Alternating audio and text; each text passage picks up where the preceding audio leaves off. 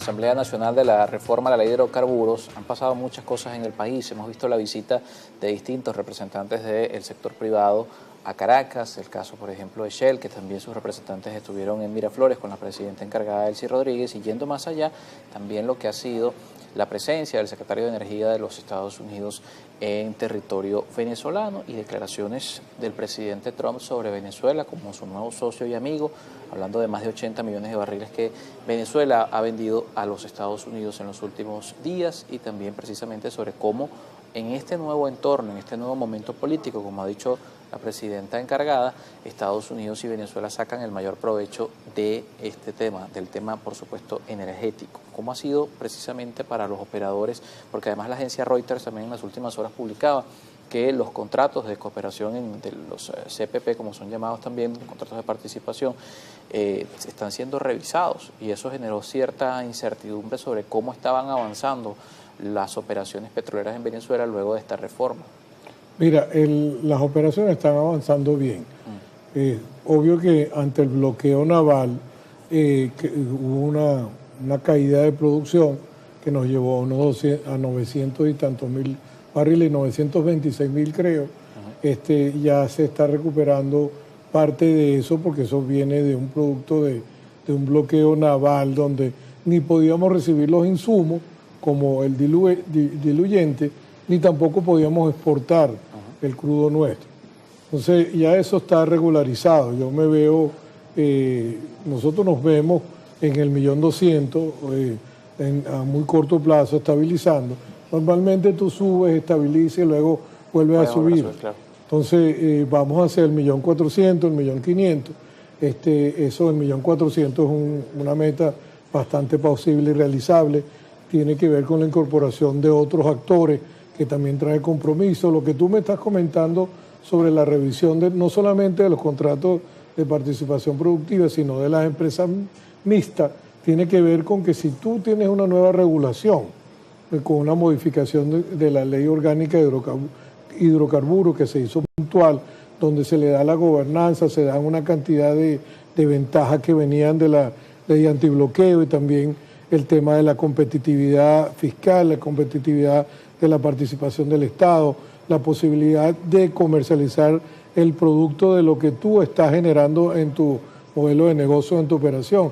Pues también te toca revisar quiénes están activos, quiénes están detrás de las metas, quiénes se ajustan o no a las nuevas normativas, y eso es un proceso normal. Yo no lo veo como lo quisieron publicar a veces por las redes, que le dan un énfasis negativo. Posiblemente yo a veces siento que la notoriedad de las noticias le dan un enfoque negativo, porque le dan mayor notoriedad, o sea, capta más la atención del ser humano, pero en el fondo no es así. Es una revisión y es un arduo trabajo que se hace dentro de la industria, en cabeza de su presidente, que es el doctor Héctor Obregón, de su tren ejecutivo, que realizan una labor bastante dura, y de los trabajadores y las trabajadoras de la industria para lograr alcanzar esas metas. No es tan fácil, y más ahora con la presión del conflicto bélico del Medio Oriente, donde vamos a tener que alcanzar más rápido y de mirarnos más allá de lo que estamos ahorita haciendo. ¿Por qué? Porque nosotros también tenemos que acoplarnos dentro de un sistema de posibles cuotas, ojalá que lleguemos a los 2 millones de barriles. Entonces, esto no es un tema de criticar y decir, o de verlo desde el punto de vista negativo.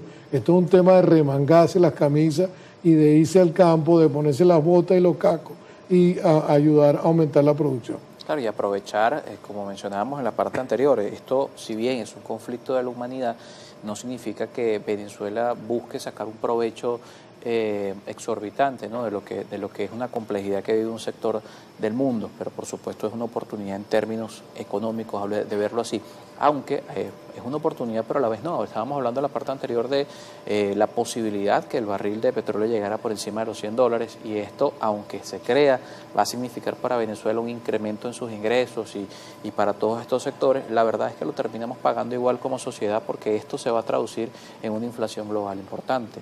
Un barril de petróleo petróleo a $100 o a 150 no le conviene al mundo, porque al final toda la carga, todo lo que tiene que ver con el transporte, el diésel, todo esto va a terminar pagando las consecuencias de esos incrementos. Mira, el precio del barril debe ser un precio que sustente la economía de su modelo de negocio, que deje un flujo de caja libre y que además permita que la economía fluya.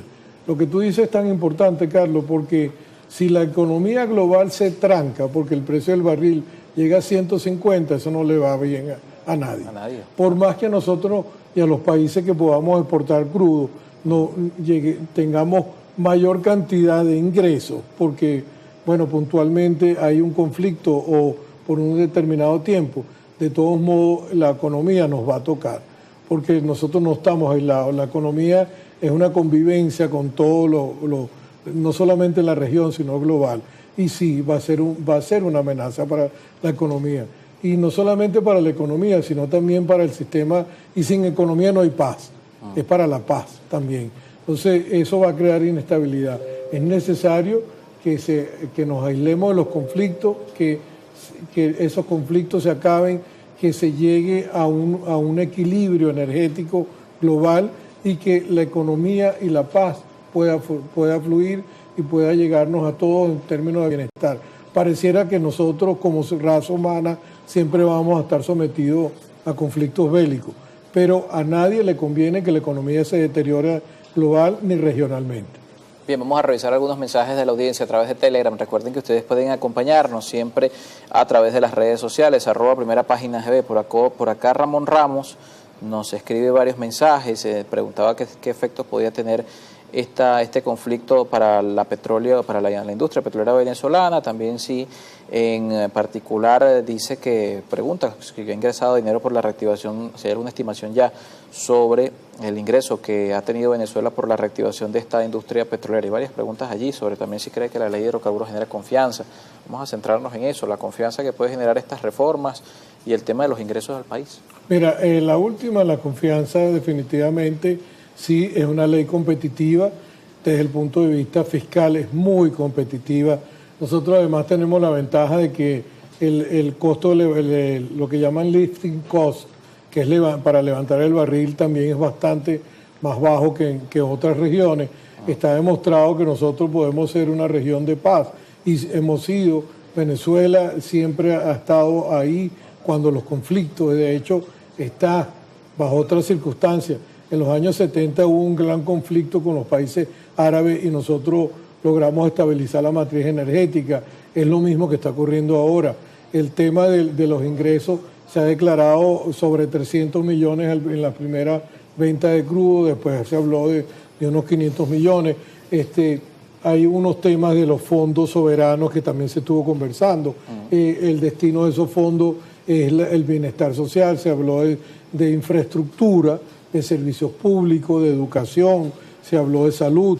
Esas son las 4 prioridades que tiene, y la seguridad, por supuesto, seguridad ciudadana, eso es en parte, lo veo yo como la parte de estabilidad social. Todo esto está destinado para eso y lo han declarado. La presidenta encargada de la República, la doctora Delcy Rodríguez, lo ha hecho bien explícito de que eso tiene un destino que tiene que ver con el bienestar social. El otro tema es la ley que está pendiente por la simplificación administrativa, la ley de amnistía. Es decir, nosotros tenemos que agarrar los elementos que necesitamos para mejorar nuestra convivencia. Con buena convivencia fluye el petróleo, fluye la economía, fluye el bienestar. Eso lo tenemos que lograr. Saludos para Carlos Antonio Padrón, por acá hablaba precisamente de ese tema, si se va a invertir el dinero en salud y en salarios, ¿qué ha pasado con eso? También por acá saludos para Jesús Jaime, Oscar González, Domingo Vides, Juan Carlos Rodríguez, Oscar González por acá, con esto nos vamos. Preguntaba, ¿estamos o no estamos tutelados por Estados Unidos? Porque frente a esta reforma también se ha generado la duda sobre el tema de la autonomía de Venezuela respecto al control del petróleo. Mira, nosotros, yo creo que a veces uno no puede ser, y la palabra, lo voy a decir banal, superficial. Nosotros tenemos que entender que estamos negociando bajo circunstancias muy complicadas y que nosotros estamos lidiando, y lo dijo la presidenta encargada el 5 de enero en su discurso ante la Asamblea Nacional. Por primera vez nos dicen claramente que estamos lidiando con potencias nucleares. Estamos lidiando con potencias nucleares. Y estamos lidiando con 3 bloques: China, Rusia y Estados Unidos. Son los bloques dominantes del planeta.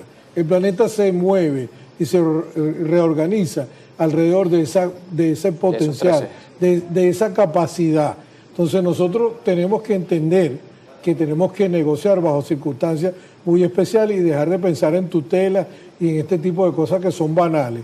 Es una cosa pragmática, realismo político. Lo que nosotros tenemos que predominar o prevalecer es basándonos en la paz que necesitamos. La paz, no importa cómo, la necesitamos la paz. Y tenemos que ser pragmáticos. La paz es el mejor negocio para la humanidad y para Venezuela. Venezuela necesita estar en paz. La inestabilidad política y la incertidumbre no nos conviene a ninguno. Nosotros nos conviene la gobernanza, nos conviene la paz, nos conviene que la economía fluya y que por supuesto eso, como uno de los de la audiencia lo preguntó, se traduzca en bienestar para la sociedad en términos de salud, educación, posibilidades económicas, infraestructura, servicios públicos. Eso es lo que necesitamos. Gracias por acompañarnos esta mañana. Muchas gracias, Carlos. Reinaldo Quintero con nosotros en estudio, 7 de la mañana con 40 minutos. Gracias como siempre que nos acompañan a través de las redes sociales. A la pausa y al regreso más de Primera Página.